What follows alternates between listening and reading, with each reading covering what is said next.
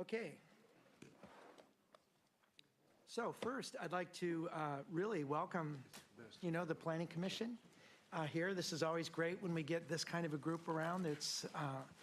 I appreciate all the work that the Planning Commission has done previously on this subject. I know most of the council members have either read material about your discussion or actually watched the video of the previous Planning Commission meeting. So in order to get the meeting started, I don't know if we need to spend a lot of time on introductions, but maybe we could go around the room really quickly and just, for the sake of getting to know each other, maybe introduce each other and talk about what city you were born in. I think we've done that before, but let's do that again. Our hometown? Yes. So if we could start, Kelly. Kelly Hildy, Planning Manager. I was born in Tacoma, Washington. Very good. Kathleen Huckabee. I was born in Chicago, Illinois, and I went to a party the other night and met somebody who was born and lived on the same block that I did in Chicago. Fantastic. Roisin O'Farrell was born in a little town called Drogheda in Ireland. Very good. Tom O'Dell, council member, born in Medicine Hat, Alberta, Canada. I can't come close to that. I'm Jane Garrison. I was born in Centralia, Washington. All right. Don Jaron, born in Memphis, but raised just north of Green Bay. Go Pack. Christy Melchow, Deputy Mayor, born in a suburb of Denver, Colorado. Lyman Howard, City Manager, born in New Haven, Connecticut. Bob Keller. I was born in Detroit. I'm not going to go through the story about moving my parents to Southern California and to Huntington Beach when I was 9 years old. I won't tell that story. Thank you. Eric Brooks, Planning Commission. I was born in San Diego, California. Romero Valderrama, City Council. I was born in La Paz for long enough to get on a plane and be baptized on the way to it, and hometown Bethesda, Maryland. Shanna Collins, Planning Commission. I was born in Mission Viejo, California. Tom Hornish. I was not born in a city. I was born on a farm near Oakwood, Ohio. And Jeff Thomas, Community Development Director, born in a suburb of Toronto, Ontario. Very good. Well, welcome everyone. Chair Collins, would you like to welcome everyone? If you have any comments that you would like to say before we begin?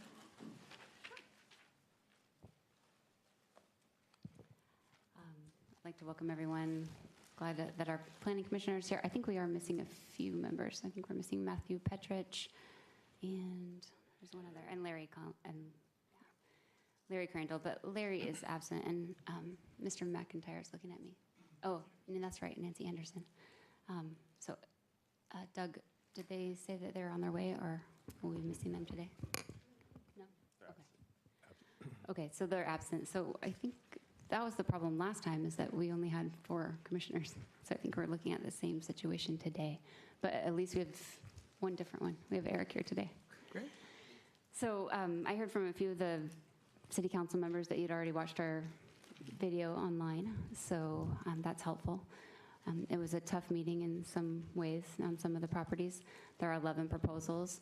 The city had recommended that we put forward the city proposals, which I think are 1 through 6. And then we added 7, 8, and 10. We came close to adding number 11, but that failed due to a tie. It was a 2-2 tie. So I think that one probably will be one that we should spend a lot of time talking about tonight. So I can answer any questions on any of the specific proposals. I'm not sure if staff's giving a presentation, probably. I think what we're going to do, and if I could frame this as well, I'll turn this over to the community director.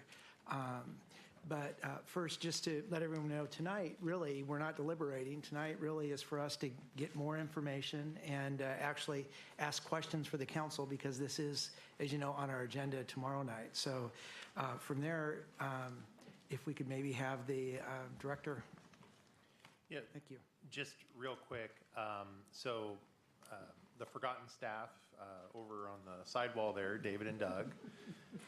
We've got a presentation queued up for all of you, and I'd offer that perhaps we'll just go through them in order, 1 through 11. We can, the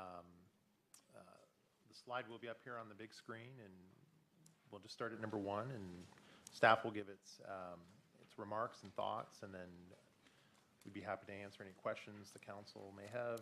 Planning Commission, certainly any color commentary you'd like to provide as we move through them, and just work through them one at a time. Very good. All right. So, yep, I think Doug's going to hit the magic switch there. I'm not sure.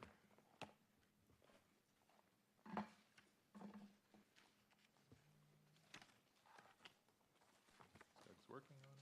There we go. There it is.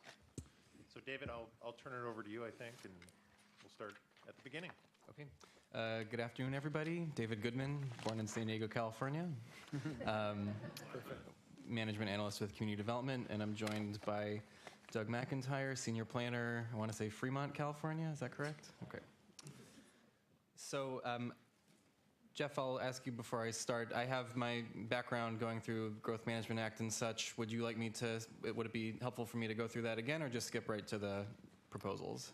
I think so. If the council is okay with that, we've got a couple short intro slides that we stepped through with the Planning Commission. I think that might be helpful to frame the discussion. Okay. Great. Will do. So just a quick 30,000-foot view of where we are tonight. The application deadline for the 2018 docket was last October the 2nd. We had 2 meetings with the Planning Commission on November 2nd and 16th, and at the latter of which they submitted a recommendation, or voted on a recommendation to City Council for which docket items they would like to move forward to the legislative review. After tomorrow's meeting, when the City Council will vote on a resolution to set the 2018 docket, we'll go into legislative review next year, where we go through a more in-depth analysis of all of the proposals. So starting at the very beginning, why are we here? Sammamish plans, as you all know, under the Growth Management Act. And through the Growth Management Act, the city is required to have a comprehensive plan to serve as the centerpiece of local planning.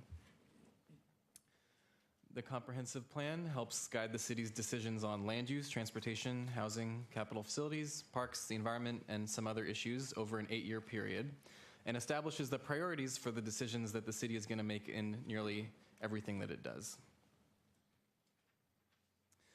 The Growth Management Act, or the GMA, requires a major update every 8 years, the last of which here in Sammamish was in 2015.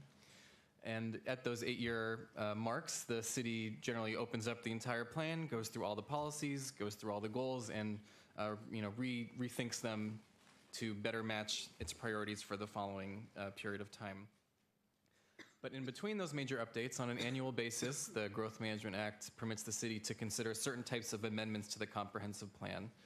These are generally limited to, I'll go over what those are in a minute, but in contrast to the 8-year updates, which are generally pretty comprehensive, no pun intended, the annual amendments are a little more specific in nature.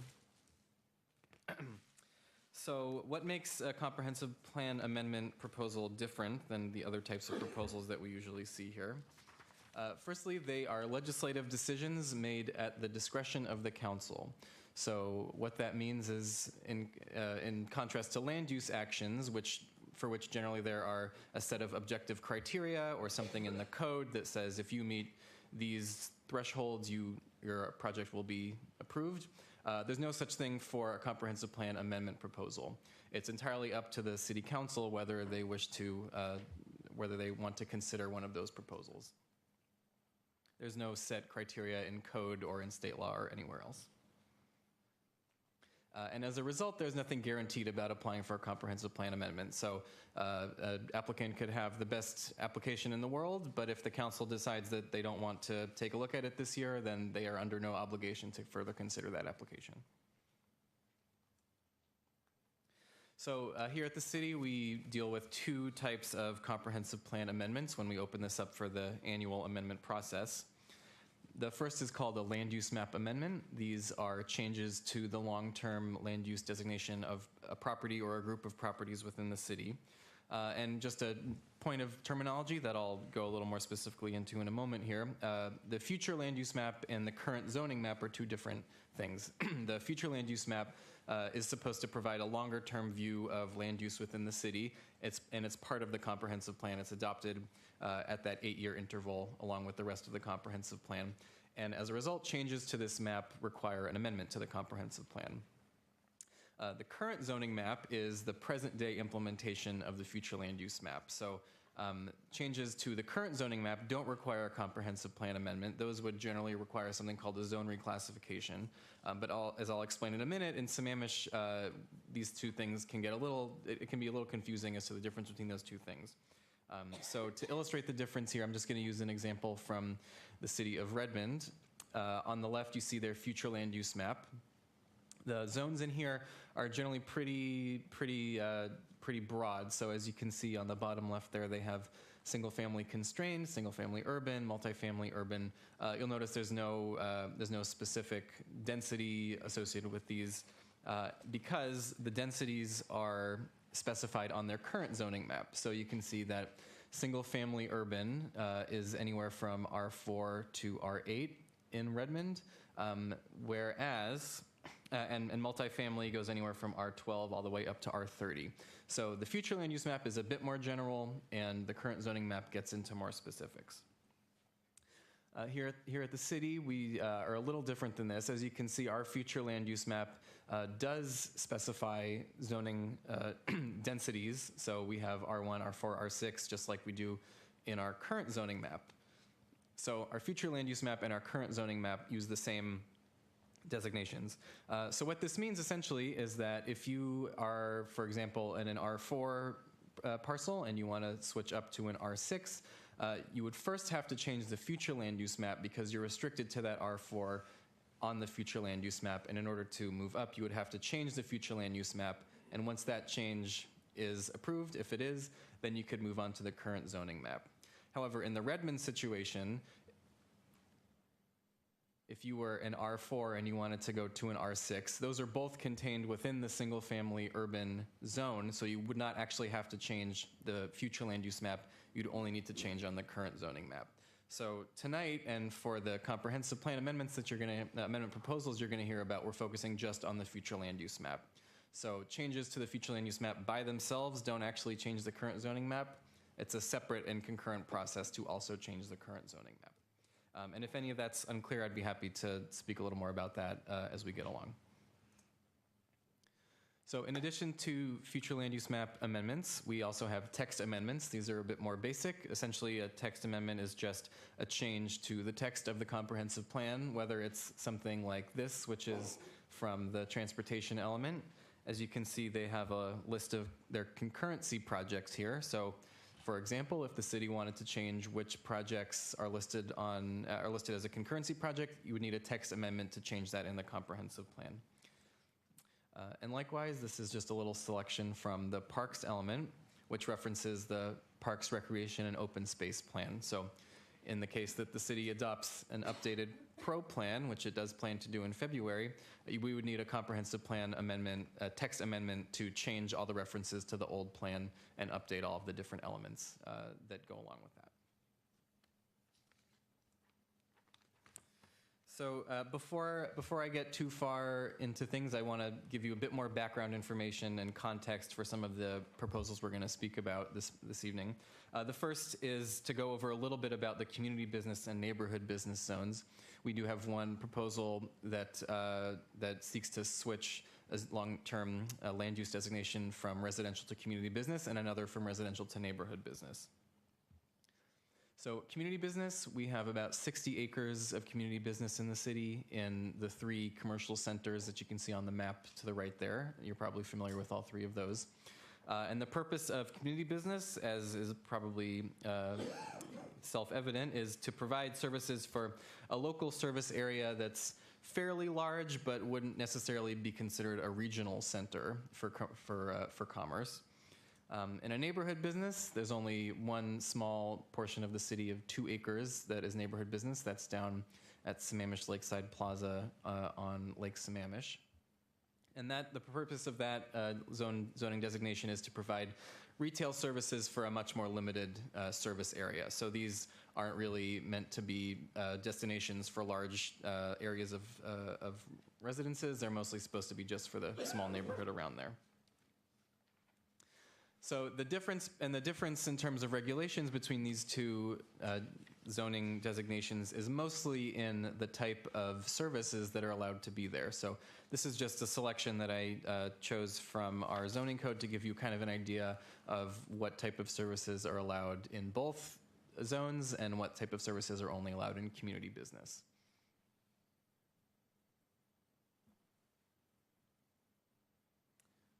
And I'm happy to go back to this later if you want to take a closer look at it.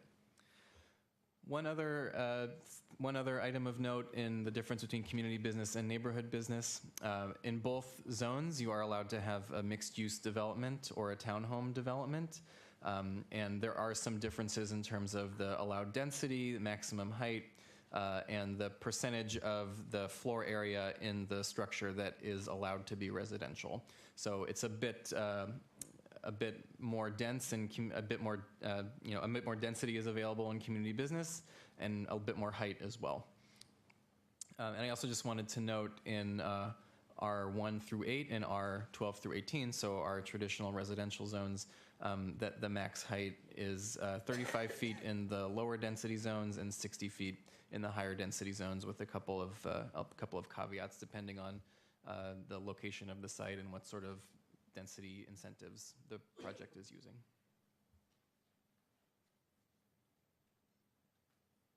Okay, so with that bit of context out of the way, I'll go through our 11 proposals that were submitted this year. We have 6 that were initiated from the city and 5 that were initiated from private citizens. 6 of these are land use map amendments and 5 are text amendments. So proposal number 1 is the recreation center proposal. This was initiated by the city to change the zoning designation of the recreation center property, which is where the Boys and Girls Club currently is, from one parcel of R12 and one parcel of R18 to community business. And this is about 2.25 acres or so. Proposal number 2 is from the Parks and Recreation Department. I alluded to this earlier, but this proposal seeks to amend language throughout the comprehensive plan that is going to be affected by the new Parks, Recreation, and Open Space plan that the council is on track to adopt in February. The third proposal is from the Department of Community Development. This proposal seeks to amend the background element of the capital facilities plans to include what we call a dynamic reference to school capital facilities plans. So just brief bit of background, the city needs to adopt each of the 3 school districts that operates within its borders capital facilities plans every year. And as this section is currently written, it's a bit ambiguous, so the city just goes ahead and adopts every plan as an amendment to the comprehensive plan. We'd like to change the comprehensive plan to allow us to not have to do that and just have the plan reference whatever the latest version of the capital facilities plan is, so we don't have to go through that exercise every year. Proposal number 4 is related to the housing strategy plan. Similarly to the PRO plan in proposal number 2, the council is on track to adopt a new housing strategy plan later in 2018, and this amendment would allow the comprehensive plan to be adopted or amended, to reflect the new data, policies, and goals that are going to be included in the housing strategy plan. Proposal number 5 is from the Department of Public Works. This is a text amendment to update the traffic impact fee and the list of capital improvement projects to ensure that the comprehensive plan is up to date. Number 6 is also from Public Works. This is essentially a placeholder amendment proposal in the case that the City Council changes transportation system concurrency metrics or level of service standards. This would allow the comprehensive plan to be amended to reflect those changes later in the year. So moving on to our citizen-initiated proposals. The first one is number 7 from Don Gerand, Councilmember Gerand. The proposal is to remove the 6-story height limit that currently applies to the town center A zone that is included in the town center plan, which is a sub-plan of the comprehensive plan. And just a point of clarification here, amending the comprehensive plan in this way would remove the height, the story limit, but would not change the height limit, which is contained in the municipal code. Number 8 is the Bachesta proposal. This is to change the long-term zoning designation of 3 R1 parcels to R4. This is a little over 7.5 acres, and these parcels are located on 212th Avenue, directly north of Ebright Creek Park. Number 9 is the SILE proposal. This is proposing to change the long-term zoning designation of one about 2/3 of an acre large R4 parcel to neighborhood business, and this parcel is located directly across the street from the entrance to Beaver Lake Park. Number 10 is the Santoni proposal. This proposes changing the long-term zoning designation of one about 2.5 acre parcel from Town Center E zone to Town Center A zone. And this parcel is located just about kitty corner from here, directly to the north of the Lutheran church on the corner. And a bit of background on this, I'll just go through this quickly, and I'll be happy to return to this slide later during the discussion. But Town Center A zone is our primary mixed-use zone in the town center with an allocated density, which means essentially a base density of 16 dwelling units per acre, going all the way up to potentially 40 dwelling units per acre, including incentives and things like that. And primarily the housing type there is townhomes and apartments, and would also include commercial. And this is about 64 acres worth of town center properties over about 33 parcels.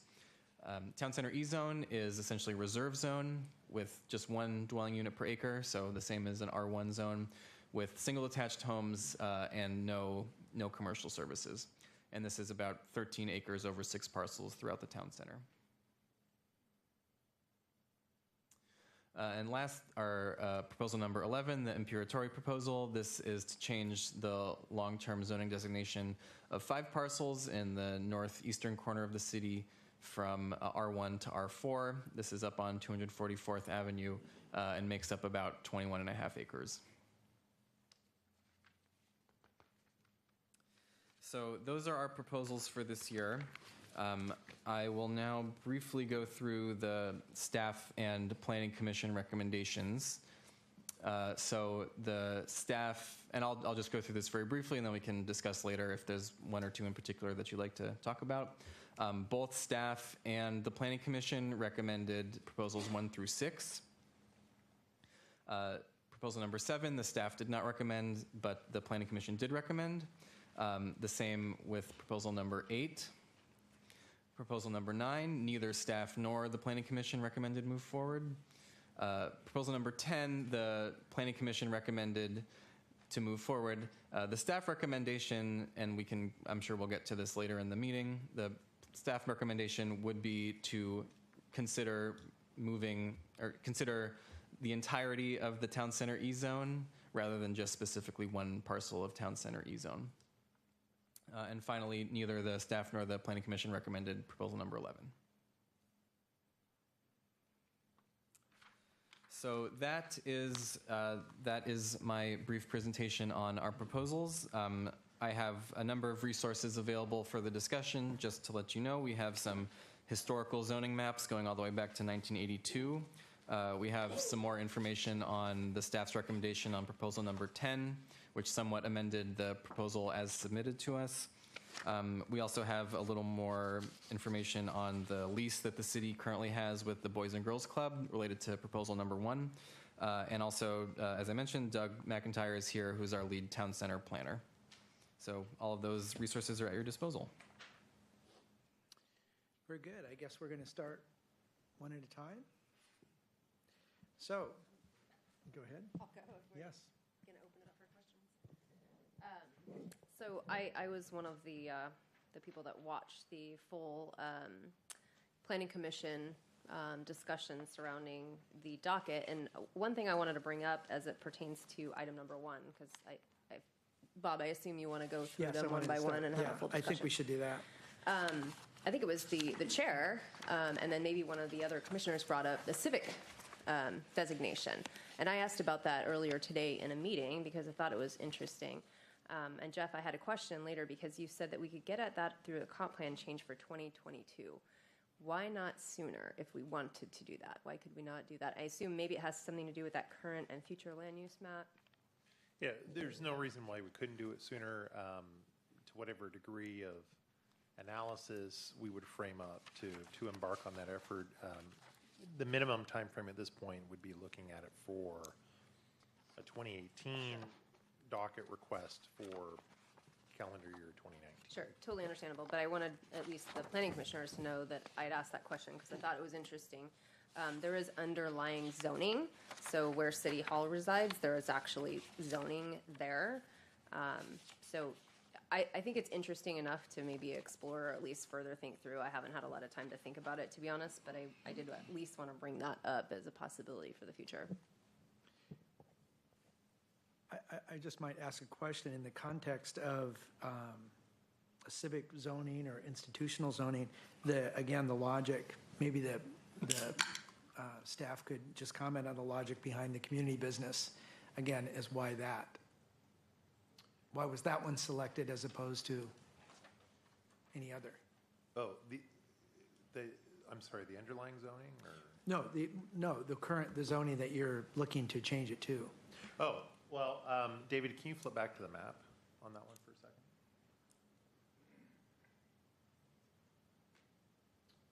So the map here on the right-hand side of the screen, we've got community business on the other three corners of the Inglewood Hill and 228th. And so I think the idea there is that the building that's on the property currently would not necessarily be retained into some point in the future for repurposing of the property. But the fact that we've got a major intersection there with community business on three corners,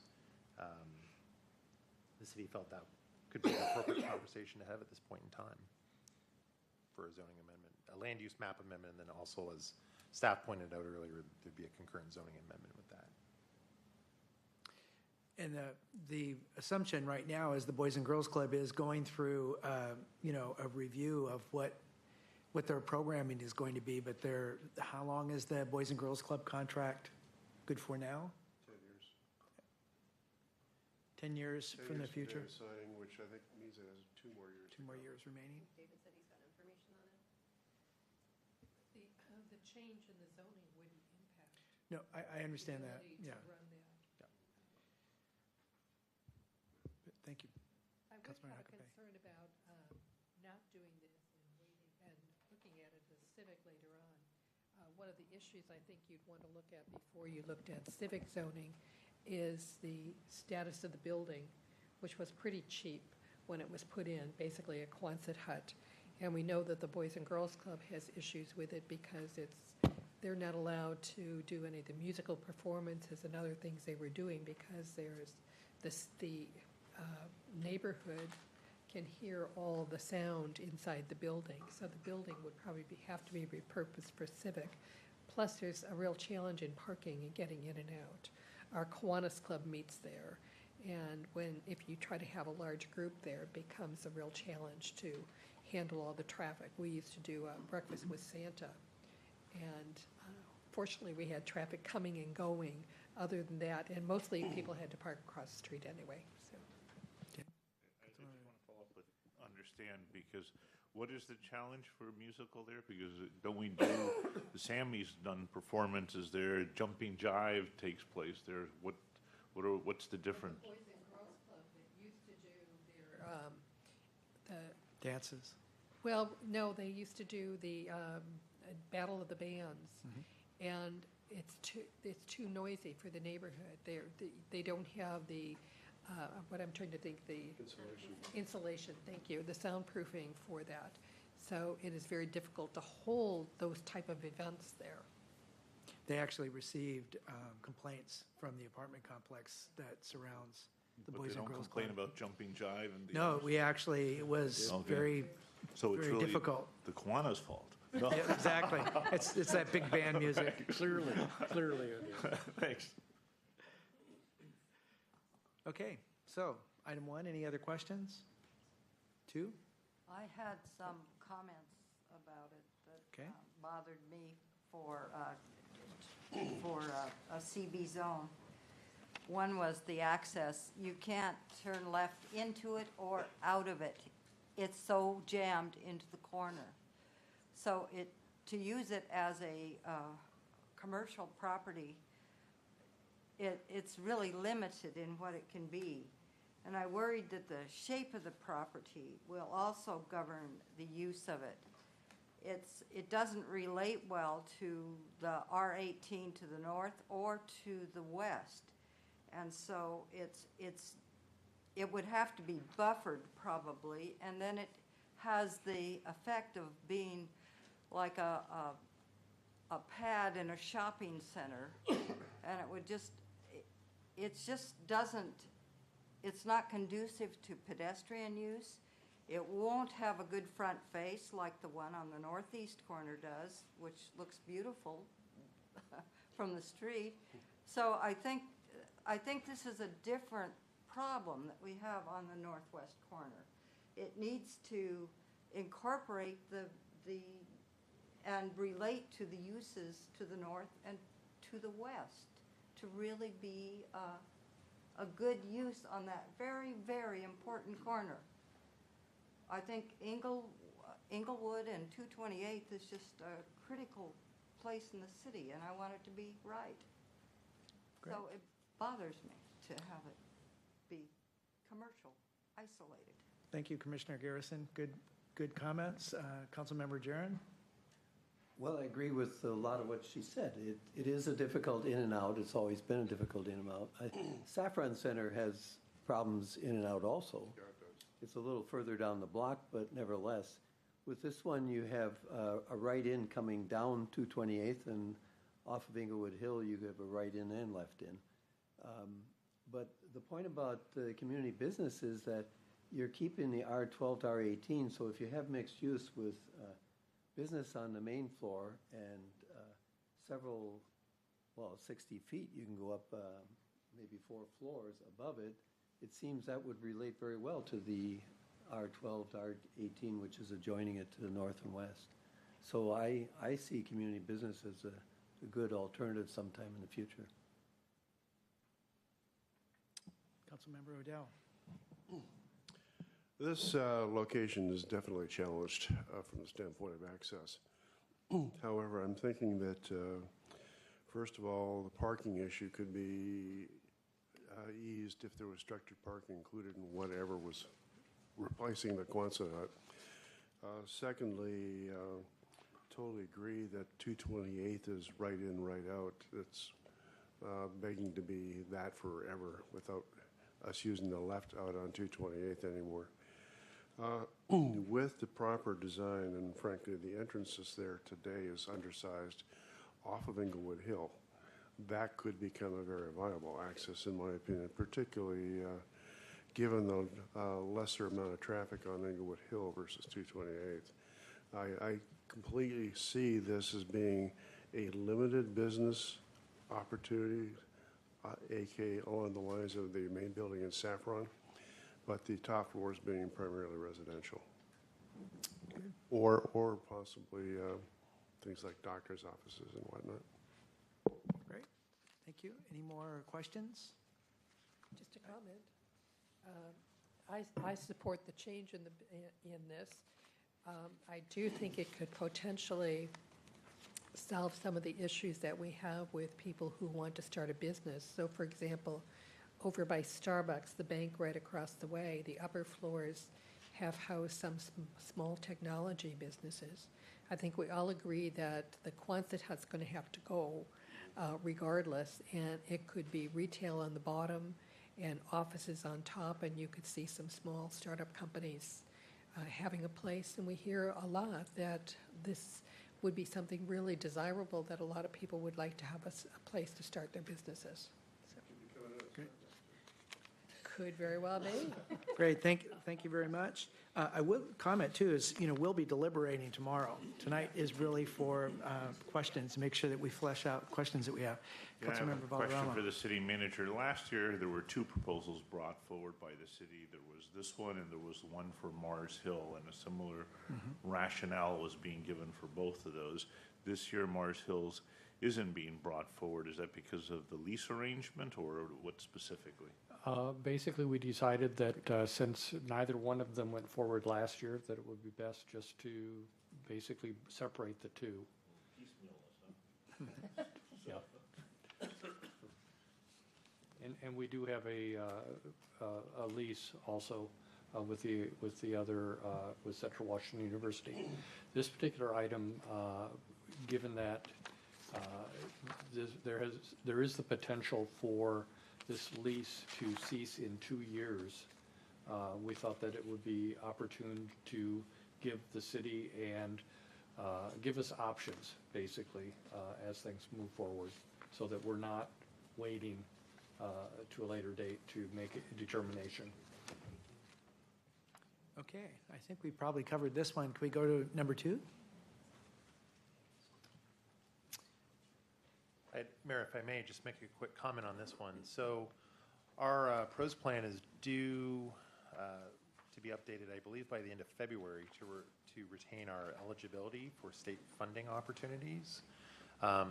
So the legislative review of this proposal is going to start with the Planning Commission here this week, I believe, and then wrap up in January. It will come to City Council in February.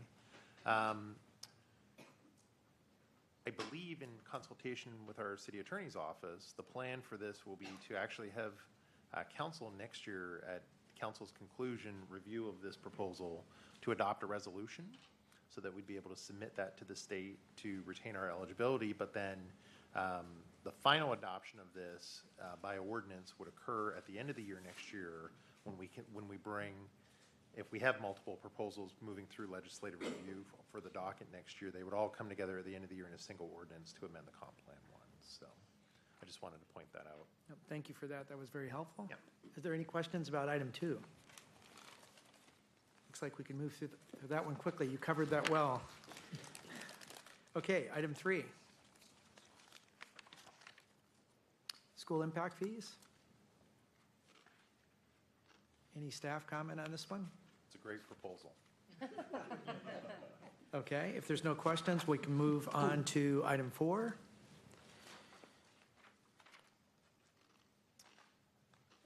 Maybe a quick comment on this too.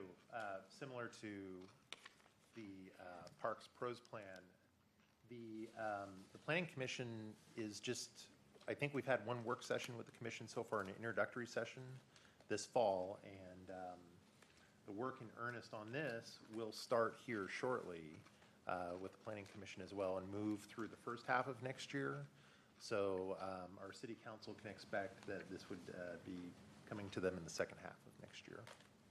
Good, thank you. I see no questions on item 4. Let's move on to item 5.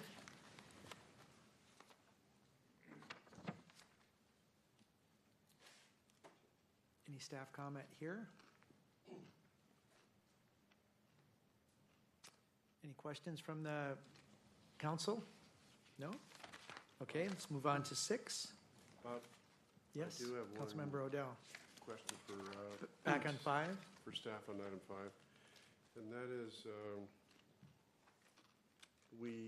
and maybe this is not the right place to do this, but just a comment that one of the things that has been talked about is indexing these, the impact fees in the future. I'm wondering if that, excuse me, that language needs to be incorporated in here somehow in the future. I don't believe it needs to be included here. However, this is coming back to council in the first quarter. We were intending to bring it to council the last several meetings of this year. What's happened is that we have to make some code amendment changes that would allow us to do it. We were intending to do it, but we ran into a snafu that we will correct in the first quarter, or ask council to correct in the first quarter. And we do have the ability to index, but the code is actually set in the code. And so what we intend to do is to ask council to authorize us to index it and also transfer the dollar amount to the master fee schedule. So we'll be able to do it much more cleanly. Great. I think we can move on to item 6 then. Again, any questions on this? Looks like we've made it through 6. 7. I think now we have probably gotten to, I think we covered the first 7. I wanted to make sure that we actually gave each one its merit. And now this one, I think there was discussion with the Planning Commission, and I'm sure there's some questions from the council. Yeah, I'll jump in with a few quick comments and just get the ball rolling. So this item 7, 7, 8, and 10 were the 3 items where the Planning Commission made a different recommendation to the council than what staff had brought forward to the commission.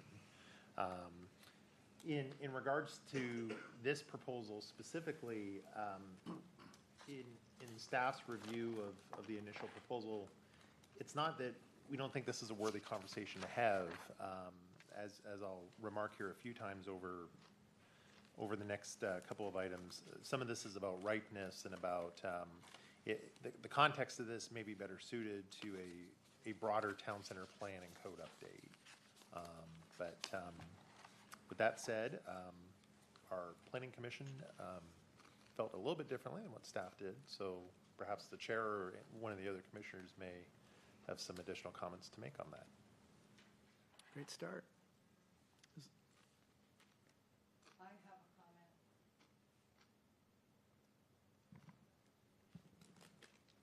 comment. To me, I thought this was just a done deal. I can't see why, if we're measuring something in stories and in feet, and it conflicts, why don't we just accept the feet? I don't see why we should dwell on it. Or someone brought up, let's put it on an errata sheet. And the whole commission, we've talked about an errata sheet to have that so that we just don't develop this huge backup and this big bureaucracy that people have to go through and delay everything. Why don't we just do it? It seems so simple. And it seems like we're making a mountain out of a molehill if we don't. Okay.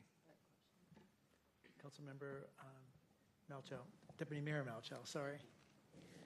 So I have a question on this one, specific to staff and how much time is associated with a change like this. I also wonder about any considerations for Eastside Fire and Rescue with regards to the sitting of fire stations and ladder trucks needed for higher limits within the town center. Right now, their ladder trucks go to 110 feet, and if we go higher than that, we may have a problem on the fire department side of things. So I'm wondering if Eastside Fire was a consideration in any of this. And again, back to the staff time, I'm interested in what that looks like as well. Yeah, so a couple of comments.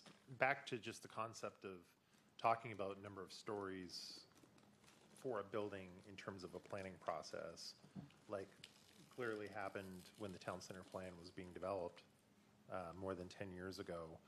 It's certainly sub-area planning, neighborhood type plans will often speak to the vision of number of stories in different areas of a planning area to set forth the architecture, the form of what that area is going to look like. So I very well suspect that was done here when this plan was being developed. In terms of the relationship between stories and height, one of the reasons why a plan will typically speak to that is just because we have a numeric value for a maximum height in code. If you're If your maximum height is 40 feet, for example, that could typically accommodate a 3-story building. Someone could quite conveniently decide they want a 2-story building with very high ceilings, but still built to the maximum height. So in terms of, again, design, character, and so forth, you know, having a discussion about stories in a plan is definitely not uncommon. So it's very common. In terms of putting that question out to Eastside Fire, at this point, if this was docketed, we would certainly have that conversation with them, but that has not been done at this point, to reach out and have a conversation with them. Okay, but back to my first question, which was staff time, because there's clearly, I don't know if, did you mean height limits, or did you mean stories, or did you mean feet? You were going for both, I'm assuming, but maybe you can tell us what you meant. Sure, I can tell you a few things. First of all, when we did the town center plan and the 6-story height limit, it was sort of directed that way by construction techniques. You're talking about wood construction, 5 or 6 over 1. That seemed to be the limit. What's happening now, and if you perhaps have seen in Portland, there's like a 12-story cross-laminated beam proposal going up. So I don't know if it'll be cheaper or not when you're just starting out, but the point is that technology is changing. It's becoming more flexible. So we may have an interest, we as a city may have an interest of higher light limits and higher height limits. And indeed, I meant both, but clearly the first step is the comp plan. If you remove the story height limit in the comp plan, then the development regs can be adjusted and can have a thorough discussion on it next year. Watch what's happening in Portland, take a look at examples. You see what's happening in downtown Redmond. Clearly the 5 or 6 story is it. And so you've got a sea of 5 or 6 story buildings. If you have the ability to adjust the height, you can break up the sea like that, and you can also have more open space if you don't increase the number of units. Now, some argue that, well, why would anybody build higher unless they were going to put more units in if it costs more? Well, if that's the case, then it won't happen. The market will dictate that. But indeed, if construction techniques are such that you can build 8 or 10 stories at a comparable cost, or in fact, you might be able to recoup extra cost by the fact that 8 or 10 stories will have panorama views. And if you can actually get the lawyers out of their ambulance chasing mode such that condos can be built more often, you might see some nice retirement condo projects in Sammamish. But the point about waiting for the future, that this is not ripe enough, I would say on the contrary, it's ripe right now, because now is when we see the town center starting to happen. We have one developer which has most of the parcels in the town center tied up with some grand vision, and I love their visions. We went and visited them back in Charlotte, Burkdale Village, which is a beautiful mixed-use development that I went to, I think it was 10 or 12 years ago when I was younger and wanted to see how it was doing. It's thriving now, and it's just bustling. It's a third place. It's the center of the city. That's what we need, as a center of the city. And as technology changes, and as growth in central Puget Sound changes, we may find that we're more interested in focusing inward than focusing outward and trying to get through Redmond and Issaquah to any other place. So for that, and we know that changing the comp plan is a much more arduous and time-consuming event than changing height limits. So this is the first step, and I'm supporting it. So, back to my question, though, on staff. How much staff time is associated with this? And I see a couple of different rabbit holes that this is going to go down. One is figuring out, I mean, we're in the middle of talking about the sitting of fire departments and aid stations currently, and if we're going to lift that limit, that may change that whole discussion, frankly, because the ladder truck issue becomes an issue. The other thing, I do want to understand the staff time associated with just this, but then this is a mechanism to, obviously, to get at a code amendment on the feet. So there's another step, and so staff's time is And what, essentially? So should council tomorrow be entertaining putting this item on the docket, staff will definitely be requesting clarification from council whether you would also like to initiate a code amendment to consider the numeric value of the height limit in the code, right? In terms of the staff time, to process a straightforward proposal to remove that reference, you know, that's the amount of time is required is to do the basic requirements of the legislative review process and staff the planning commission, staff the council.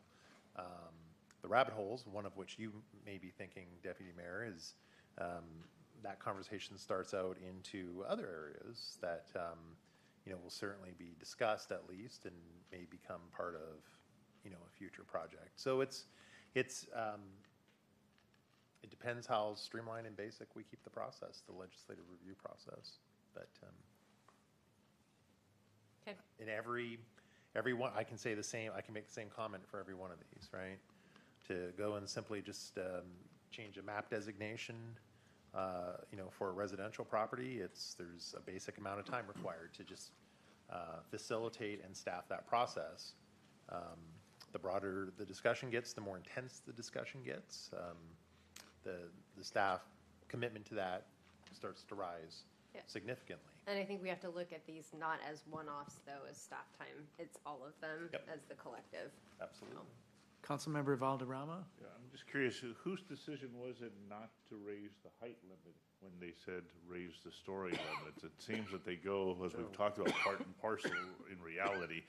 So why did we go through the work and you can maybe get one more story on this? Was that the applicant or the city's decision not to look at the height limits at the same Well, it's time? two separate processes. So right now, we're dealing with comp plan amendments, which just deals with the height, with the story. And I didn't realize it at the time, but now I do. Now the rabbit's out.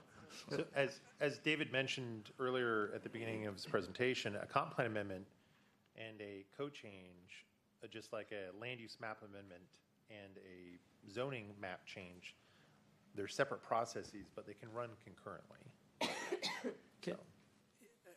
I'd like to ask the height limit, not addressing this right now, they're separate issues, right? So the height, how much time would it take the staff if, for example, the six-story building wanted more height? For example, how hard would it be for the staff to actually make the height adjustment? If, for example, some reason the limit that we have right now even butts up with a six-story building? To do a code change? Yes. Yeah, the process of amending our municipal code is almost the same as doing a legislative review to amend the comp plan, once an item is docketed. Okay. Okay. Councilmember Odell. I agree with Don that views from the top of this would be spectacular. In fact, I've said I want the rights to the rotating restaurant at the top, which Don will frequent because he'll be in the condo right next to it. But, you know, I do have some concerns about this. I really do. The questions I do have, though, are, did you, when you were having this conversation in the Planning Commission, did you guys focus on both of these issues, or were you focused simply on the number of stories? I'd say we really just focused on the stories. I think our idea was to go ahead and allow this to go through and sort of keep an open mind on the height limit. So we didn't want to restrict both. We thought, let's remove the story limits. But some of the discussion that we had is if you had a sloped property and maybe you had stories down underneath that were going up to the top, you wouldn't want to restrict the height that way. Some of the things we talked about, we didn't actually hear from Donna at the meeting, so it's really helpful to hear, you know, sort of more of the background on it. But I think what we were trying to do is keep an open mind and then keep it available if they decided to raise the height later. Well, I got to tell you right now, I'm not a big fan of this. The island of Kauai has a height limit, which is equivalent to the height of the palm trees. And the development down in North Carolina Don talked about does not have anything this high in it. It's basically 3 and 4 stories. So there's a big difference on that. I think Deputy Mayor brought up a very good point, and that is if we pull the limit off without making a higher limit, if we just open-end it, at some point in time, you're going to have someone building a skyscraper here, which is going to be a whole different kettle of fish in terms of East Side Fire and Rescue, what kind of equipment they have to handle it. That will be a major cost issue there. We'll probably have to have, a relook at the station issue, as Christie said. The other question too, though, is this something you really want in your backyard? I think the citizens of the city ought to weigh in on this too, from the standpoint that a lot of people moved here when they could have gone to Bellevue, they could have gone to downtown, they could have gone to Kirkland and had this. But a lot of us came here because we don't want that type of environment. Councilmember Odell, I do want to remind that this is not deliberation, and you can't repeat anything you're saying tonight, tomorrow. I have recorded it, so the tape will play. Okay. The one thing is that I want to mention this and I'll get off. In parts of China, particularly Hong Kong, Kowloon specifically, the stories are 8 feet. And the reason for that was the height limitation imposed by Kai Tak Airport in Hong Kong. If you've ever flown into that, you'll know why. But you could increase the number of stories without necessarily increasing the height limit if you want to go that way too. So, thank you. Thank you. Just, I want to make it clear that I voted for this because I thought we were just talking about ways of measuring it. I thought we were confused in the city. I thought we had stories versus feet. I didn't think we were talking about increasing the height limit. I thought we were just talking about how we measure height limit. So I was for using feet as opposed to stories for some of these same reasons that everybody's talking about. And I think that's how Rasheen and I also felt. So I was not at the last meeting. A couple things came up. The CLT technology, they're doing a lot of that in Vancouver, and they're getting, nearly high-rise type stuff out of cross-laminated timber, so which is a good kind of sustainable strategy. So I would encourage that actually here if we could. The number of stories versus feet high, there is an aspect of that on the architecture end. When you're looking to daylight and drive daylight into a building, you'll notice like the old school buildings, they had tall ceilings and double hung windows, and that was for natural light and natural ventilation because they didn't have any other opportunity. And net zero buildings kind of demand that kind of approach to get all the power requirement out of solar, that kind of approach. So I think that we actually do want to have maybe want to drive to some story minimums. And that starts impacting overall building height, which might not need to be, might be a valid reason to drive the building height up a little bit if you're getting good daylight quality and all these other stories. So I think, as Deputy Mayor Mauchow said, there is rabbit holes galore here, potentially, depending on how much you want to address and acknowledge. It always is like that. So. Thank you for that comment. That was good information. Any other? I was just going to comment, I really appreciate hearing what Eric had to say. I do tend to favor looking at this because I think with the pressure, and when I drive through Redmond, I'm just appalled at the zero setbacks, and you've got these tall buildings, and they're like big tunnels. My preference, if you have the opportunity, is to take that same square footage and put it up versus out, so that you can have some green spaces in between and the ability to get sunlight into the buildings. So when we have this discussion tomorrow, I will be very much in favor of it.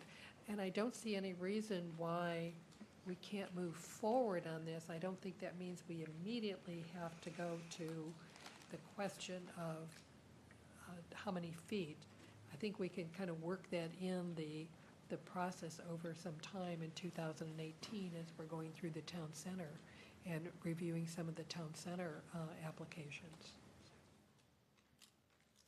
Thank you. Just one quick clarification. A code amendment can be initiated at any time.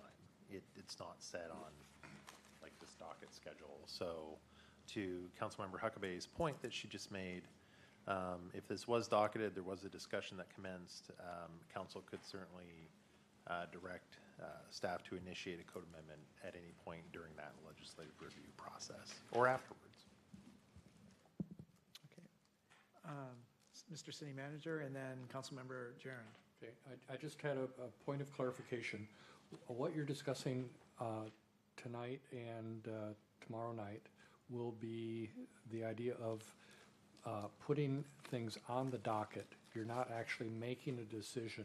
So the actual discussion on the merits of these items will come back to the Planning Commission and the Council for further vetting, further clarification, and essentially fleshing it out.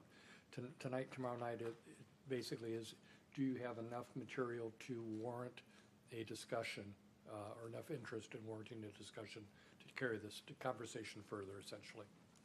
Thank you, Mr. City Manager. Appreciate that characterization. Councilmember Jaron. Okay, thank you. Just a couple brief comments. First of all, Birkdale Village is true. It's like only 2.5 stories over the retail.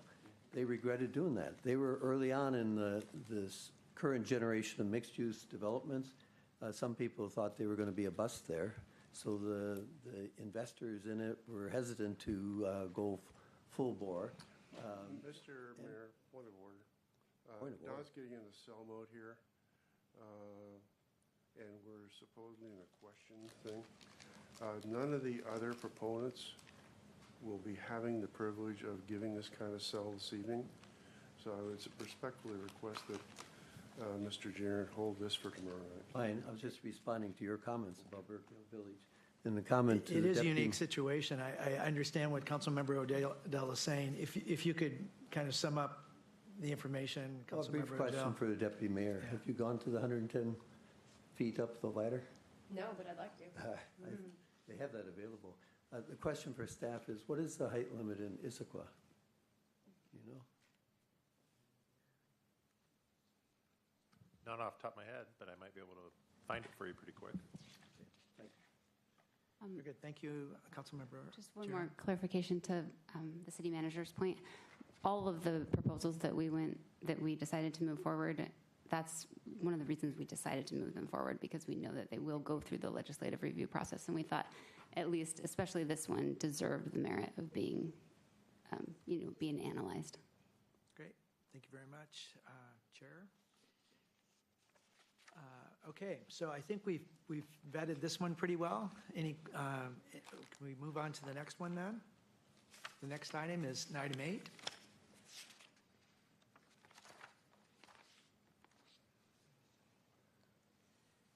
This one is regarding our R1 request moving to R4. Any questions on this particular item? Deputy Mayor Malchow? I don't have questions, but because I watched the meeting, I thought I would respond to some of the questions that the commission had brought up specifically about just to the north, where they said it looked like it was R4. That is the R1 zone. It is clustered in the R1 zone, and what you can't see on this map and what staff couldn't answer at the time that you guys were asking is that there is 50% dedicated open space from that development, and it's just outside of the picture. You can't see it. So I wanted to clarify that is indeed R1, and there is 50% dedicated open space because it's clustered in the R1 zone. Thank you, Deputy Mayor. I'm wondering if we could request that the staff for tomorrow's material provide maybe a little perspective that's a couple of steps out from that one so we could see it better. Zoom out a bit? Yes, please. Sure. Great, thank you. Open space. Any more questions about this one? Okay. Yep, sorry. Question from the last year's docket, and I think actually Chrissy had reiterated this in an earlier email. Didn't we request last year to look at zoning needs in our city, and there was supposed to be some sort of analysis done? Yes, on the R1 zones.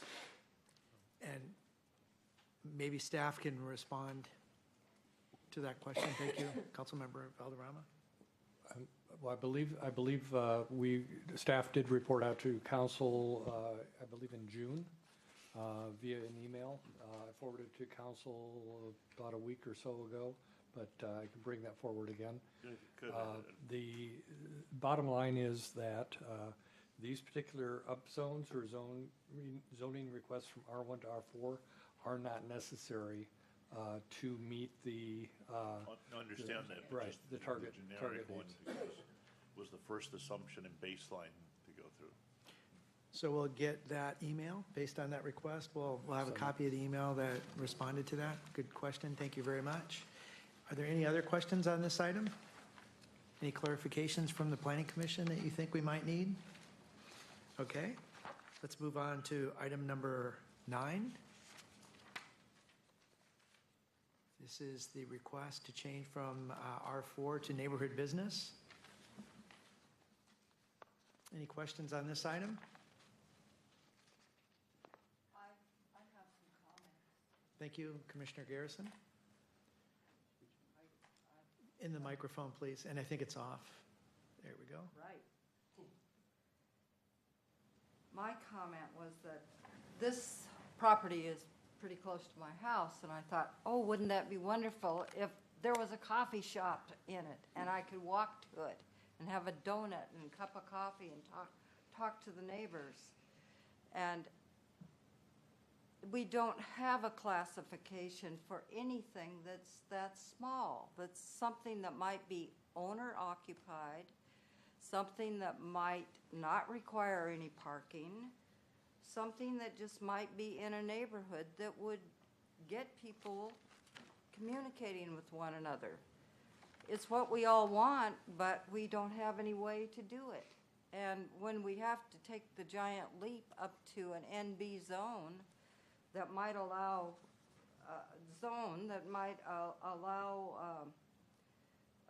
something we wouldn't want, like a 7-Eleven or a Quicken Loans or something like that in an inappropriate place. It's too bad that we don't have something to encourage people to create something in between. And I just felt that I don't know what, this person did not come and speak to us. So I don't know what they were thinking. But I just would like to have this opportunity to have something else that's conducive to getting together. Thank you, Commissioner. Councilmember Rodell, and then Councilmember Jaron. Question for staff. What do we know, what do you guys know about the intended use of this property? Is it along the lines of what Jane was talking about, or is it something else? David, can you comment on that? And could we get a look at that slide that shows what can go into a neighborhood business? That we have earlier?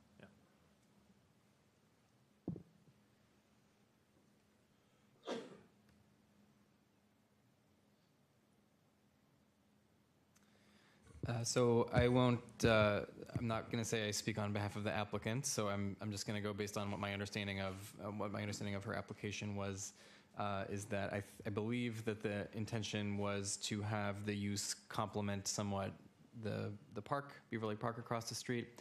I think the applicant mentioned some sort of cafeteria style establishment or something in that area to serve the people who are going to the park.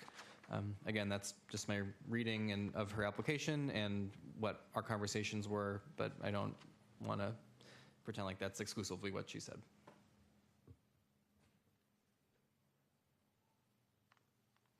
Okay. Councilmember Jaron, and Commissioner O'Farrell. Just a question to follow up on Kathy's. What was the height limit again in neighborhood business? So basically 45 feet, so it would be higher than the adjoining residential. And what is the adjoining properties? Are those single-family residents or vacant land? Single-family residents? It is surrounded by R4 parcels. Commissioner O'Farrell? My only comment was I just thought it was unfortunate that the applicant wasn't present and we didn't get to find out more about their vision and to see that maybe even if this zoning wasn't suitable, that maybe if we ever were at a point where we were discussing other types of zonings that would be available in the city, that somehow a business like that could be accommodated. But when we didn't directly hear from the applicant, it was hard to kind of make a more informed decision, you know, when we don't get their input. Thank you for that comment. Is there Commissioner Brooks?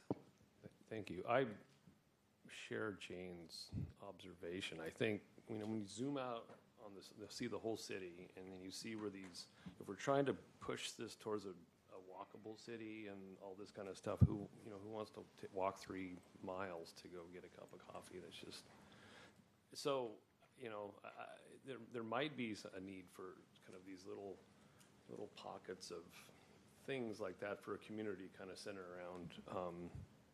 I don't know, but I think it does raise maybe something to be taken on in the future. Good, thank you for comment. Councilmember Hornish, sorry. Slipped there. Yeah. What drives this? Who decides what is allowed and not allowed? This is in the city code.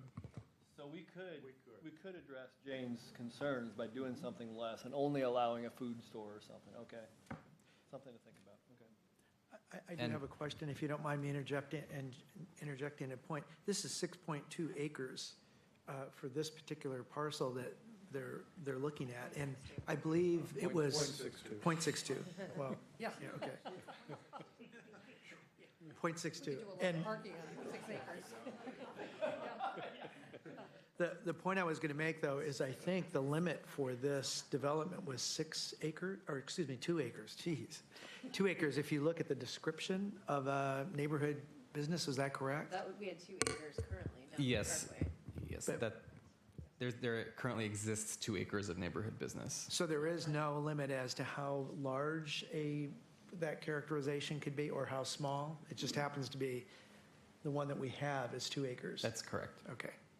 And I also just want to quickly clarify, this is just a selection. There are plenty of other categories in community business and neighborhood business, but I just chose these just as a representative sample, but this isn't an exhaustive list. Okay. Bob, one quick question. Sure. Councilmember O'Dowd. Yes, I have 2 comments. Once, we talked at one point about doing that smaller type zone, Jane. And when we did do that, there was a bankruptcy attorney in the audience, and he said he was thrilled that we were intending to increase his business, because every business has to have a certain market area. And if you are putting something like this, like I think they were talking about, like Pine Lake Community Center, you just are not going to get enough people to go there. The business is not going to be successful. The other comment I have is, if you think about this, I spend a fair amount of time meeting with clients in Seattle, and Seattle's much, much denser than we are. And there are a number of coffee shops in some of the neighborhoods that I particularly like to go to, or will meet with clients at those neighborhood coffee shops. But the parking is very impactful to the residents. Even though they're very dense, it's not just people walking there. It's a lot of people coming to park there because they've got good bakery goods and they've got good coffee.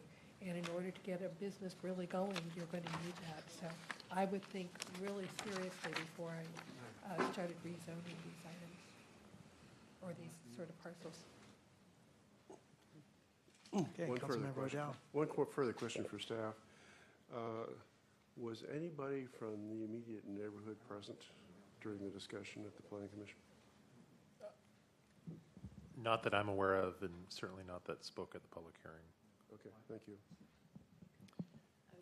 Okay, Deputy Mayor I just have Malchow. one more question just along those lines, because that triggered something in my head for basically any of these DACA requests. Is there any notification for any neighbors on this? If we were to docket them for consideration. Is there a notification so that people surrounding any of these would be notified? For, if something is docketed, correct, and then there's a notification process for the legislative review for the map amendment, the map site-specific amendments. Okay, so yes, there is notification, and what does that look like? Is that similar to what we do for We'd a follow our neighborhood code. meeting? Yeah. Our code requirements for noticing. Okay, perfect, thanks. Okay, any more questions on this one? Okay, great. I think we can move on to the next item. That's item 10. And this is the TCE request to be reviewed as TCA or to be moved to TCA. Can we start with questions on this or comments from staff? Would you like to? Doug, can you maybe just take a minute or two, and because we had an initial recommendation to not docket this, and then the Planning Commission public hearing and meeting ensued, and then we've put some additional thought into this, and so we've got a slightly different recommendation for the council at this point. Doug, can you just take a minute or two and talk about how we got there? Sure, thank you. So Jeff is correct that when we first presented these proposals to our Planning Commission, we had a recommendation for this specific proposal to not docket it, not because it was not a good idea, but because we felt like it related to a broader and more in-depth topic, that topic being the TCE designation. So as you can see on the map in front of you, the green parcels, there's 6 of them. They total about 12.6 acres. And they are roughly equivalent to an R1 designation, which these properties had historically been. So as you can see in the table that David Goodman had put together, the A zone designation is our highest density designation in town center.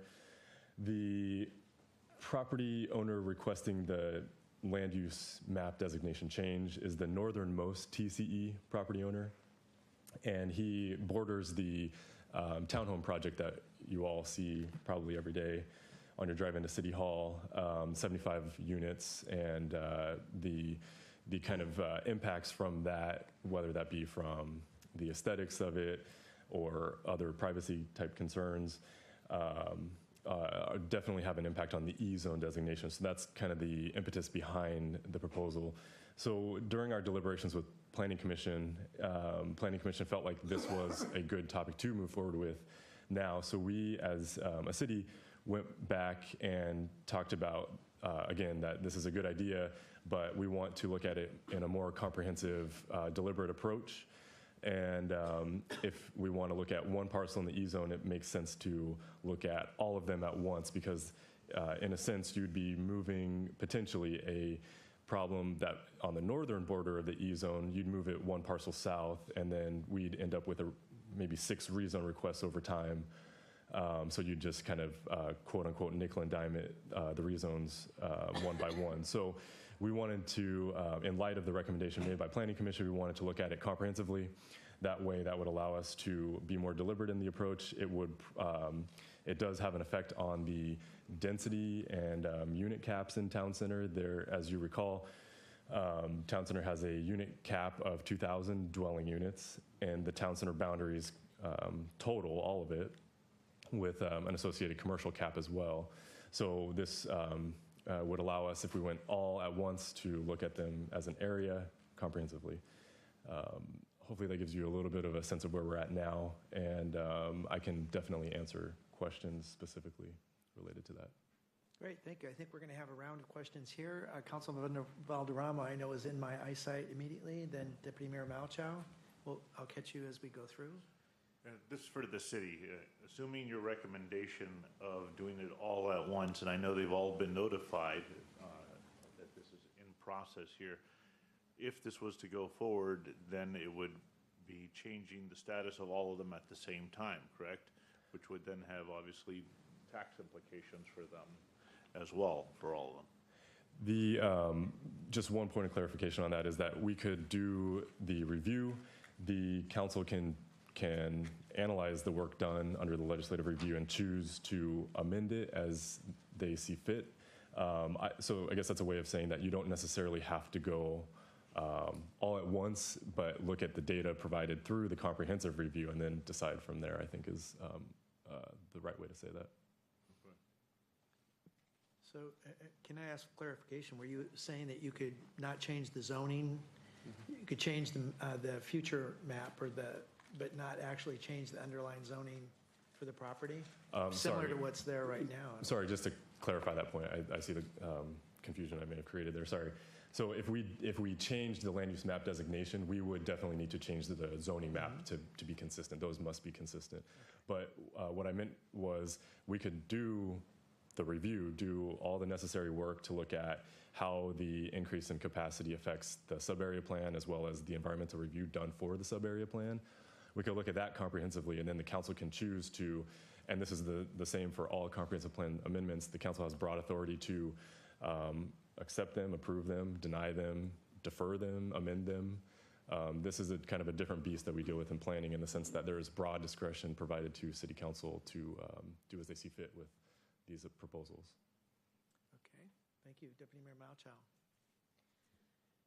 So I think I was somewhat along those same lines. I think we answered some of those, but if my understanding was right, staff suggested that they didn't want to do this originally from a time perspective, and was that a time because they didn't want to do that nickel and diming as you mentioned, or not? Because I guess that my confusion is, you're now suggesting we do them all. Is that more time intensive for staff or not necessarily? So a significant portion of our rationale to our original recommendation was the fact that we're a little over 300 units and X amount of 150,000 square feet of commercial space into a 2,000 unit and 640,000 square foot commercial space vision plan for the town center. So in terms of trying to analyze and predict what the future town center zoning of those 6 parcels should be now,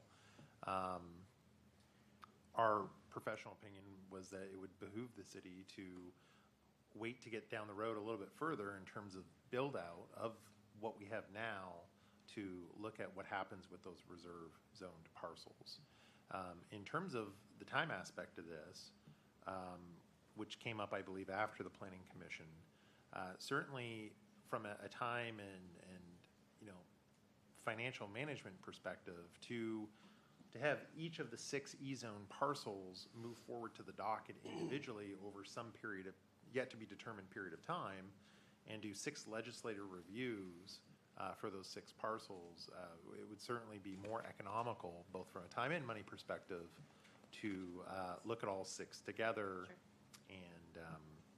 And go about it that way. Okay, so then back to the notification of all of the property owners that are in the E-zone. My understanding actually is that not everyone knows. I understand that we hand-delivered notification, but not everyone knows. So that leads to my next question. Should we choose to docket this, and we docket everything in the E-zone, can we get to the point where we only decide to pick up one parcel if we hear from some of the other property owners that are saying, I don't want to be upzoned? So can we move all 6 forward and then back some out? Yes. At some point? Because we haven't heard from any of these property owners. For all I know, they have no idea or don't want this. And so I want to be able to hear from those owners as well. So Right. if we docket this as a whole piece for the E-zone, can we only choose certain parcels within the E-zone to alter? The city could ultimately rezone or do the map amendment and a rezone for some parcels and not others. Okay. That could be the net result. That's fracturing it back up again. I know, but I And- feel hesitant to just Yeah. say, okay, let's do this without anyone's knowledge. Right. That feels And, wrong. and again, that's the intent of having a full legislative review process, Sure, is to provide sure. that public notice Absolutely. and that opportunity for public And input. that was my question, is to, if we move them all forward on the docket and maybe not change the zoning on all of them, if they don't want it, if we hear from the property owners and say, I want to stay E, because they are concerned about their property taxes. That hasn't been an issue, but my understanding is the assessor's office has now wisened up to the zoning that's there. Yeah, so that could very well be a possible outcome of doing a legislative review and getting to a final decision point again, from staff to the planning commission and then eventually the city council. Thank you for those questions. I think the order that I saw was Councilmember Odell, Jarrand, and then Huckabee. Question for staff and the commission both. On this one, was there any consideration of using B zoning instead of A? Because the property is adjacent to both. So no consideration, a little early in the process for getting to that point. The request that we received from the Santonis was to go from E to A. That was their request to the city. And for the benefit of everybody here who may not be familiar what the difference is could you very quickly tell us what the difference is? Sure. A zone, more intensive residential use, more of a mixed use zone, so you'd have residential and commercial together. B zone, we're getting more strictly to a commercial, different housing form. You'd see townhomes as a by way of example in the B zone. Thank you. I'm not sure everyone in the audience understood that little 5 point, but okay. Jeff, too, I share the concern that Ramiro raised on the tax question. I also share the concern on piecemealing. But let me ask the question slightly differently. If we were to change the zoning on this to something else, be it B or A or whatever, would there be a way of kind of banking that for the future to protect the current tax situation? Banking the density? Yes. That, I don't know the answer to that. That is, in terms of the tax situation, as it was pointed out a minute ago, the assessor has wisened up a little bit to what's been happening in Sammamish with the town center plan. So I honestly, I'm not sure I have a good answer to your question.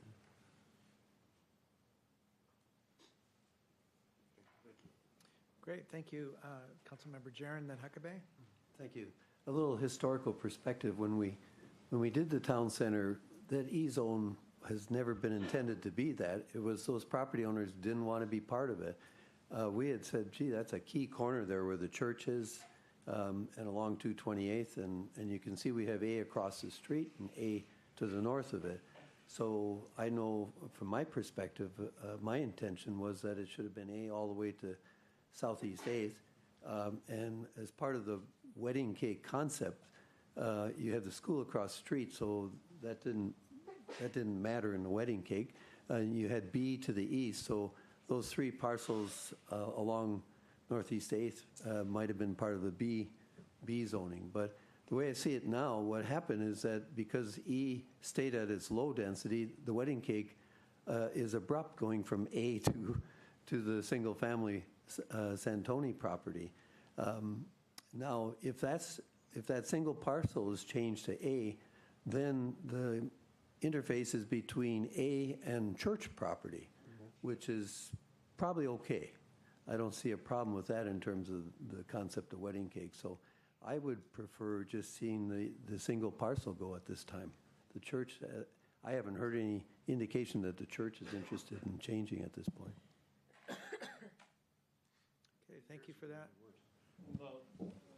Councilmember Huckabee and then Hornish. Mike. I'm hearing incorrectly, but I think I have some lack of understanding about how we would go forward on this. So we could go forward and we could docket all 5 parcels. And in that process of gathering information and determining what's appropriate, we could consider zoning 2 of the parcels A zone and the other 3 B zone if we chose to do so. Okay, good, that's very good.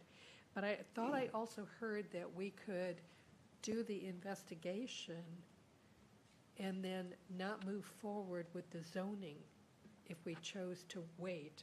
That would be a way of protecting the property owners until such time as they're ready to move forward. Is that accurate? It is generally accurate, yes. So further environmental review work could be done for all 6 parcels. And ultimately, though, in terms of transacting a decision by council for a land use map amendment and a rezone, council could choose to only approve certain parcels earlier than later, so. Okay, so my concern is the piecemeal issue. So that addresses the piecemeal issue, that we could do all of the analysis at one time instead of doing it over multiple times. And I agree, as things would change, if somebody wants to come in now and somebody else wants to come in 5 years from now, there's going to be some changes. So it's going to be a very different analysis potentially, and not very cost-effective or not very efficient. But as long as we can do the analysis and then stage the actual rezoning on a lot-by-lot basis, I'm very comfortable with that. It would require future legislative reviews, and again, back to that time and money discussion, but it certainly is in the realm of possibility. Okay, Commissioner O'Farrell. I was very much in favor of this property going forward, and when we saw the photographs of what the Santonis are actually living with today, I mean, my heart just broke for them. I think they're living in kind of an untenable situation, and I think whether you go forward with doing 6 properties or 1, for a family to be kind of living in this fishbowl situation, I think is something that needs to be rectified. Thank you for your comments. Any others? Councilmember Hornish, I think I forgot you on that list.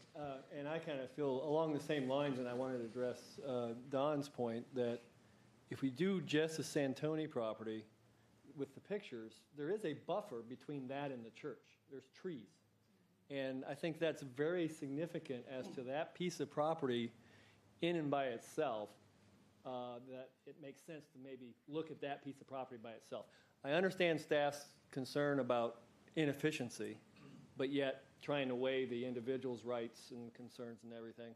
But then I go back to the whole question, like if we do all 6, but not all 6 want to do it, are we very inefficient by using staff to do all 6 when we only need to do 1? I mean, I'm trying to get an understanding of the efficiency, inefficiency if we do 6 versus 1. Can you give me a little more color on that?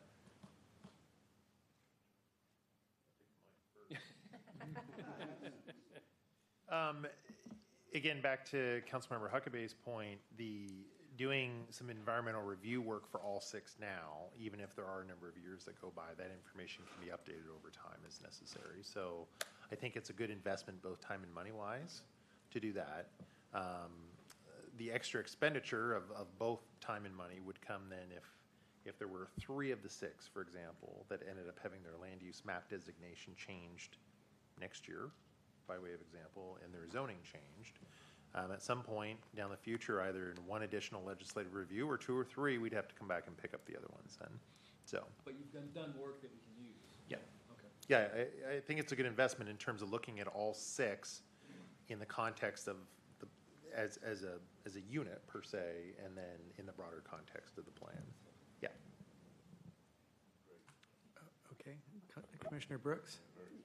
One thing that came to mind when we were talking about buffers is we've had discussions about buffers, and I don't know that those discussions have ever come to any fruition. And it's just another example of kind of the larger community's concerns being backburnered maybe in some ways, because I was going to save this for the end, but in the few years I've been on Planning Commission, it seems like we're very reacting to things, whether it's state or national level things that's coming down, and a lot of the kind of local things like the urban forest management plan and these kind of things just kind of keep getting pushed back. So I just want to caution, or not caution, but just bring that observation up that we've got the people's work to do, local people's work to do still, so on a kind of widespread basis.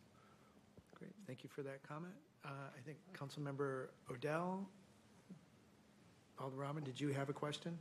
And then Huckabee. Not so much a question, but a comment and follow-up to my question about Okay, I want to do a time check as well. We have 22 minutes and one more item after this one. Just as a suggestion that while we're looking at it, let's look at it in terms of also becoming a D zone.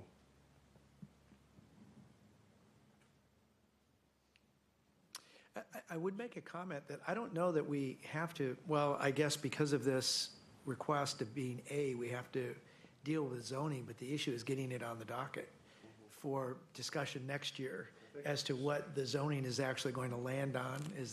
Could this be challenged? If we move this forward at TCA, could next year, when it's discussed, it be altered? No, that would be council's legislative decision. Yes. Yeah. And I will point out that Zone D is actually municipal zoning. I know. Okay. We're aware of that. Okay, Councilmember Huckabee, or excuse me, Valderrama, then Huckabee. I just wanted to follow up. We've been talking about the time and money, and I understand that this may incur an additional cost associated with looking at this or for studies and analysis for the area. If that was to be the case, and we were going to look at all 6 of them, would those, since it's particular to those 6 areas and as deserving as it is, would those costs be apportioned back to the citizens, or would that have to be assumed obligatory by the city? That would be a cost that the city would bear under these circumstances. Thank you. Okay, I think Councilmember Huckabee. I just had a comment. When we were talking about this and was talking with the staff about the buffers, just for something for you to remember, because our real estate agent took us into that specific building and took us for a tour there, and it's one of the few, those buildings on that side are one of the few buildings that are allowed to have an outdoor patio. A patio is okay in a setback, but you can't have a patio and trees at the same time. So there's a definite conflict there. So when you're looking at the code, you may want to think about how you define your setbacks so that the setback is, or the area is truly an area that is buffering and is not getting cut up because there's a patio or something else that another piece of the code is allowing, and the buffer is really gone as a result. Okay, I'm going to call on Commissioner O'Farrell, and then I'm hoping that we can end this discussion and move on to the next. Commissioner, no? Okay, I'd really like to move on to the next one, and just remind that we'll have plenty of time to deliberate tomorrow as well, so let's make sure we get our questions covered first. We are now on the last item, which is item 11. Staff, would you like to make a comment here? David, do you have any comments from the table? No? My only comment would be this is a different area of the city, but a somewhat similar scenario to that of number 8, I believe, an R1 to an R4 situation. Okay, questions? Councilmember Gerand? I have a question for Planning Commission. I guess I didn't see that part of the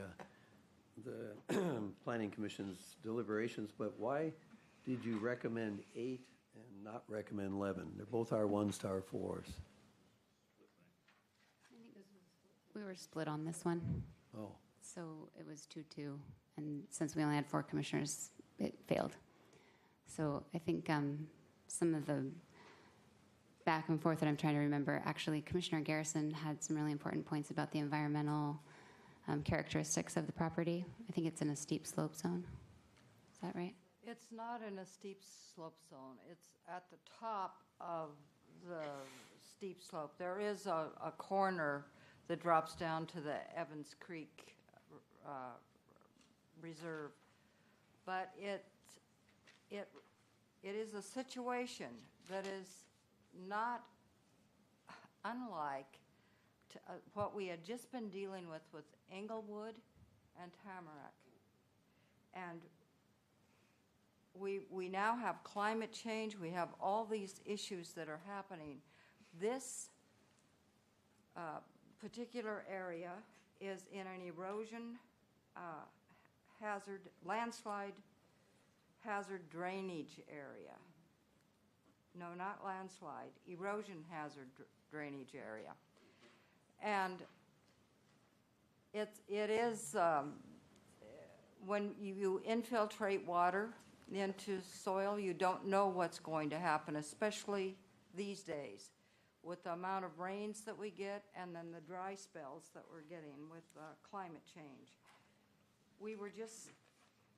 It was the worst problem for us to deal with Inglewood when we had to allow a 500 square foot impervious addition without drainage review on a 5,000 square foot lot. And we didn't know, it was more than we wanted to do, but we had people in the audience who came and said, I want to have a patio, or I want to build a bedroom for my daughter, and it broke our hearts. They could not do anything because the cost of drainage review was exorbitant. So staff worked with us, and we finally allowed them 500 square feet, and I don't think we should have to go through that again on this side of the plateau. It's a similar situation where if you infiltrate on the top, what's going to happen along the sides? And I couldn't vote for it. Thank you, Commissioner. Any other So comments I from think, the I chair, think some of please? the other issues that were brought up, I know Commissioner Crandall voted against it, but he actually brought up one of the points that made me vote to move it ahead, is that the property owners have all band together and they've stayed together and they keep coming to all the meetings and they, keep requesting this change. And we felt, or at least me and I think it was Commissioner O'Farrell, felt that it deserved some analysis. Some of the property owners talk about infrastructure, some positive outcomes due to transportation if we had access to some pieces of that property. So while we didn't really understand those issues well enough to say no, we felt that it deserved more review. Great. Deputy Mayor Malchow. So, we've gotten a lot of emails even today on this particular one, and I know the assertion is that they're surrounded by R4, and I look up there and I see surrounded by R1. But what I did look at earlier today was because they're right on the jurisdictional border outside of our border in King County. What is RA5? Because that's the zoning just to the north. What is that? I can jump in and take that, Jeff. RA5 is a King County designation. It means residential. It's a rural designation. It's 1 unit per 5 acres. Okay. Thank you. Councilmember Huckabee. I had a question as to whether the Planning Commission received a copy of the article that you sent us, Lyman, which talked about when there was, at one point, a proposal to make that change in King County, and due to the appeals of the neighbors who did not want that to happen, it was never rezoned for the very same reasons we're talking about tonight: steep slope, drainage issues. Mm-hmm. I do, because they brought it to us. Yes, and that's why I asked for it, and that's why he sent it out, because I watched the Planning Commission meeting and I wanted to see what the article said. So yes, they got a copy of it. The and that's why I applicant wanted brought it to the meeting. see it, yeah. So- Councilmember Odell. Did the Planning Commission ever discuss the fact that these lots could still be built on, perhaps not to R4 standards, but maybe to R1 standards? They're larger than R1 right now.